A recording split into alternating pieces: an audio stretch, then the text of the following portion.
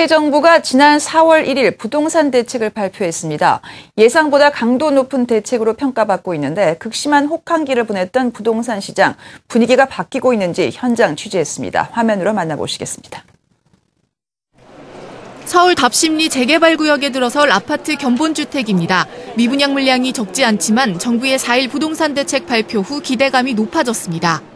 실제로 지난해에만 양도세 세제 혜택으로 약 130여 건의 계약이 이루어졌는데 이번 답심리 내면 일부의 계약 조건 등이 크게 완화되면서 더 많은 계약이 이루어질 것으로 기대하고 있습니다. 미분양 아파트가 몰려있는 한강 신도시에도 수요자들의 발걸음이 다소 늘었습니다.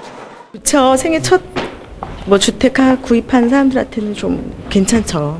구매보다는 그래도 없었던 것보다는 관심은 더 많이 가죠. 신규 분양 시장에도 훈풍이 불 전망입니다. 세제 혜택이 주어지면서 올해 분양을 앞둔 강남권이나 서울 주요 도심의 재개발, 재건축 아파트가 눈길을 끌 것으로 보입니다. 부동산 시장의 바로미터라고 할 수 있는 강남권 재건축 시장에도 기대감이 돌고 있습니다. 최근 3개월째 상승세를 타고 있는 만큼 이번 부동산 대책이 앞으로의 향방을 결정짓는 중요 분수령이 될 것으로 보입니다. 대책 발표 전후로 집주인이 매물을 빠르게 걷어들이면서 급매물은 사라지고 호가는 올라가고 있는 상황입니다. 정부가 수직 증축을 허용하기로 하면서 조합의 발걸음도 빨라지고 있습니다. 저희는 지금 기대했던 바가 국토양부의 발표로서 상당히 지금 크게 고무되어 있고 앞으로 리모델링 시장이 크게 활성화될 거라고 지금 기대를 하고 있습니다. 실제로 수직 증축의 수혜를 받는 신도시 아파트의 경매가 인기를 끌고 있습니다. 대책이 나온 이달 1일부터 5일까지 경매에 나온 1기 신도시 아파트의 평균 낙찰률은 올 1분기 평균보다 7%포인트 오른 44%를 기록했습니다. 강남 재건축 시장에도 온기가 좀 도는 것 같고 실수요자들도 서서히 관심을 가지는 것 같습니다. 엄수영 기자, 분위기가 확실히 좋아지고 있습니까? 예, 그렇습니다. 이 침체된 부동산 시장에서 정부의 대책 발표는 분명히 호재라고 할 수가 있습니다. 하지만 이렇게 엄밀히 따지자면 지금 시장의 반응은 기대 반, 우려 반에 가깝다고 할 수가 있습니다. 4일 부동산 대책의 대부분이 법률 개정안이기 때문에 이번에도 국회에서 발목이 잡히는 게 아닌가 하는 불안감 때문입니다. 이 부동산 세부 대책 46개 가운데 20개는 국회에서 법률을 바꿔야만 시행할 수가 있습니다. 수직 증축 리모델링 역시 주택법 개정이 필요한 사안이고요. 이 4일 대책에서 국회 상임위 통과를 효력 발생일로 했기 때문에 상임위 통과를 지켜보고 판단을 미루겠다는 수요자들이 적지 않습니다. 이미 거래가 끊기는 거래 공백 현상이 나타나고 있는 곳도 있습니다. 이 중개사와 전문가 인터뷰 이어서 만나보시겠습니다. 그리고 일단 이런 대책이 나오면 그 국회에서 빨리빨리 통과를 해주셔야 시장에 바로바로 이제 그게 효과가 생기는데 너무 오랫동안 이제 끌다 보니까 지지부진해지거든요. 4일 부동산 대책이 다양한 내용을 담아서 기대감이 높기는 하지만 결과적으로 국회 통과와 법 시행이 지연된다면 정책에 대한 신뢰도가 다시 떨어질 수 있고 시행 전까지 거래가 오히려 단절되는 거래 공백이 다시 나타날 수 있습니다. 네, 정부가 발표를 한다고 해서 모두 시행할 수 있는 것이 아니라 일단 법 개정이 완료가 돼야 시행을 할 수 있다 이런 얘기인데 4월 국회가 이번 주에 개회를 했습니다. 이 부동산 대책을 둘러싼 쟁점을 한번 짚어볼까요? 네, 이 4월 임시국회 최대 현안은 아무래도 이 정부의 부동산 대책 시행을 위한 관련 법 개정이라고 할 수가 있습니다. 가장 큰 쟁점은 양도세 면제 기준입니다. 정부안을 한번 살펴보면 전용 면적 85제곱미터 9억 원 이하 아파트에 대해서 양도소득세를 전액 면제하도록 되어 있습니다. 근데 이 기준대로라면 9억 원에 가까운 서울 강남의 중소형 아파트는 양도세 면제 혜택을 받을 수 있지만 4, 5억 원 정도의 수도권이나 지방의 중대형 아파트는 양도세를 물어야만 합니다. 여기서 지역차별이다, 강남 특혜다 이런 논란이 촉발된 겁니다. 네, 양도세 면제의 경우에 분명히 형평성 문제가 있는 것 같습니다. 양도세 외에 또 다른 쟁점들이 있죠? 예, 그렇습니다. 양도세 논란 외에도 또 다른 것 중에 하나가 이 생애 최초 주택의 부부 합산 소득 방식입니다. 이 정부는 4일 대책을 통해서 생애 최초 주택 구입자가 85제곱미터 6억 원 이하 주택을 사면 연말까지 취득세를 전액 면제해주고 대출도 저리로 해주기로 했습니다.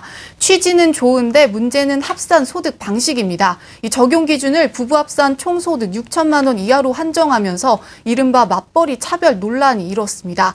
이렇게 되면 예를 들어서 대기업에 다니는 외벌이 남편이 연봉 6천만 원인 고소득자죠. 혜택을 받을 수가 있지만 중소기업에 다니면서 각각 소득이 3천만 원 안팎으로 총 6천만 원이 넘는 맞벌이 부부는 혜택에서 제외가 되는 겁니다. 또 이 생애 최초 기준은 가구를 기준으로 주민등록표상의 세대원 전체가 생애 최초 주택이어야만 합니다.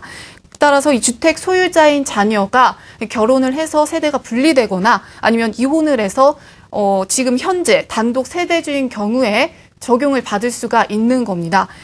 그래서 뭐 잠깐 이혼을 했다가 집을 사고 다시 세대를 합치자 뭐 이런 우스갯소리까지 나오고 있는 실정입니다. 네, 그래서 상황이 이렇자 정부가 국회 논의 결과를 따르겠다면서 한 걸음 물러서는 모습을 보이고 있습니다. 서승한 국토교통부 장관의 말을 들어보시겠습니다.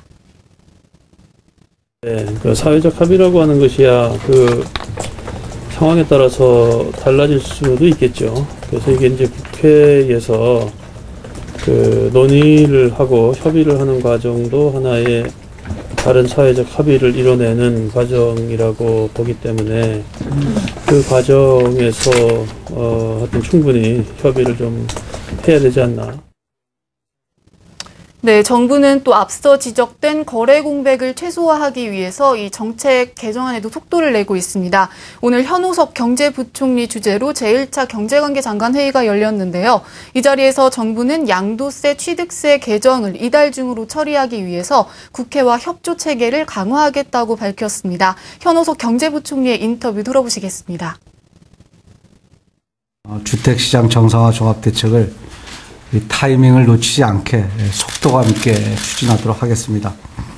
국회와의 협조 체계를 강화해서 취득세, 양도세 면제 등을 위한 주요 법안이 4월 임시국회를 통과할 수 있도록 하고 생애 최초 주택 구입 자금 확대, 하우스포, 렌트포 지원 등 대부분 과제가 상반기 중에는 완료될 수 있도록 만전을 기하도록 하겠습니다. 네, 정부가 이처럼 국회와의 공조를 강화하면서 여야도 논란이 일고 있는 안에 대해서 각각 수정안을 내놨습니다. 자세한 내용 임동진 기자가 보도합니다. 정부는 지난 1일 전용 면적 85제곱미터, 집값 9억 원 이하 주택을 연내 매입할 경우 5년간 양도세를 면제하는 방안을 발표했습니다. 하지만 이 기준을 적용할 경우 집값은 싸지만 면적이 넓은 수도권과 지방의 중대형 주택 소유자는 혜택을 받지 못하게 돼 논란이 일고 있습니다. 이에 새누리당은 면적과 가격 중 하나만 충족하면 양도세를 면제받을 수 있도록 대책을 마련하기로 했습니다. 지금 정부 발표대로 하면은 오히려 못 사는 지역인 강북 사람들이 불이익을 받고 그래도 훨씬 낫다고 하는 강남 지역이 혜택을 받는 이런 형평성에 아주 모순이 있는 거거든요. 또 생애 최초 주택 구입자의 취득세 면제 역시 두 가지 기준 중 하나만 충족하면 가능하도록 변경할 것을 주장하고 있습니다.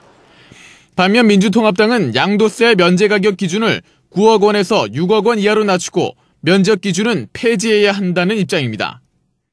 투기 세력이 들어왔을 때 5년 동안 양도세를 면제받음으로 해가지고 부동산 시장이 교란될 가능성이 대단히 높기 때문에 면적 기준을 완전히 없애고 주택가격 기준도 6억 이하의 실거래가의 주택에 한해서만 적용을 하자.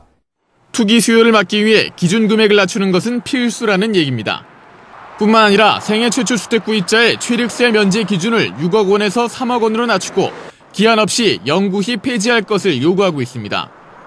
이와 함께 취득세를 감면하면 지방세수에 막대한 차질이 있기 때문에 지방세에 대한 정부의 근본적인 대책도 함께 마련할 것을 촉구했습니다. 시장 활성화를 위해 대대적으로 마련된 박근혜 정부의 첫 부동산 대책.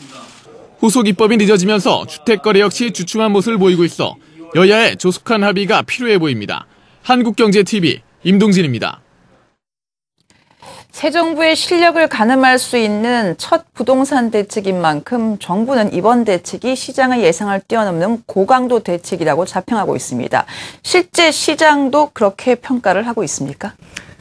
그 부동산 시장이 아시다시피 굉장한 침체기를 겪고 있습니다. 이 위기감을 반영하듯 시장에서는 그 어느 때보다 이번 정책에 대한 기대감이 높았는데요. 기대가 크면 실망도 큰 법이죠. 네. 이 4.1 대책이 처음 나왔을 때만 해도 고강도 종합 선물 세트라고까지 불렸습니다.